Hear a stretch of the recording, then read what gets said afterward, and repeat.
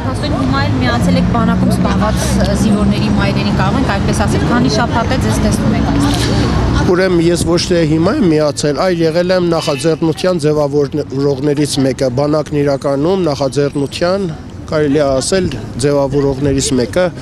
դե տարբեր առիթներով այնքան խնդիրները շատ են, որ չգիտես որ մեկին լինես, որ մեկին հասցնես։ Իսկ հինգշաբթի օրերը ես սովորաբար լինում եմ այստեղ բոլոր բողոքավոր ուրեմն մարդկանց կողքին, այդ թվում եւ բանակն իրականում բանակում սպանված զինծառայողների ծնողների կողքին։ Չէ, կարծում արդյունավետ է պայքարի այս եղանակը։ Գիտեք, արդյունավետությունը ես ուզում եմ մի կոնկրետ բան ասել։ Իհարկե, արդյունավետ է այնքանով, որքանով մարդիկ մասնակցում են դրան։ Ես բազմիցս դա ասել եմ, եթե բողոքավորները, բոլոր նրանք, ովքեր այդ բողոքավոր են, կողքի այսպես կանգնենք, ես կարծում եմ մի 3000-2000 մարդով կարող ենք ամբողջ այս շենքը շրջափակել եւ փաստացիորեն ստիպել, որպեսզի կառավարություն մուտք եւ ելք անողները անցնեն մեր մարմնի վրայով, չեմ ասում դիակի վրայով,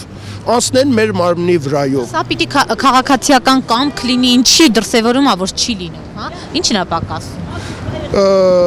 Երևի գիտեք ինչա, հենց ինչ որ դա ասում եք, դա է քաղաքացիական կամքն է, ուրեմն այդ ցավով ապրելն է պետք, որպեսզի գնաս այդպիսի զոհողության, պետք է ցավը ապրած լինես։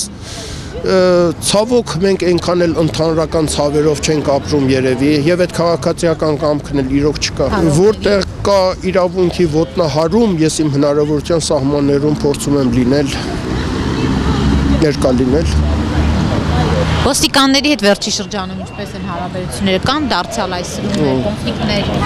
Այ ես այդ հարցին, քանի որ ասացի, կարող եք սա նկարահանել։ Սա ուրեմն այն բռնության հետքն է, որը 3 օր դեպքից հետո դեռ չի վերացել։ Այսքանի նկատի ունեք Պուտինի այցի ժամանակ կազմակերպված։ Ուրեմն ձեռնաշխտանները ամենաամուր կերպով, ամենափակ վիճակով փակած 30-40 մետր քաշ տալով տարել են։ Ես ուղղակիորեն կարող եմ ասել, որ այդ բռնությանը ենթարկվելով ես կարող եմ ինձ մի քիչ իրավապաշտպանը զգալ, որ այդ ցավը զգում եմ բոլոր նրանց նկատմամբ, որոնց խոշտանգումներ են լինում, որոնց խուլ ոստիկանության եւ փակ համակարգերի խուլ սենյակներում բռնություն են կիրառում եւ ոչ ոք դրանց չի էլ անդրադառնում, այդ մարդիկ էլ չեն բարձրաձայնում։ Ես ուղղակիորեն չարյաս փոքրագույնը բավարարվում եմ նրանով, որ նրանց ցավը զգում եմ ամեն քայլափոխի եւ հույսով եմ, որ չեմ դավաճանի իրավապաշտպանի սկզբունքին։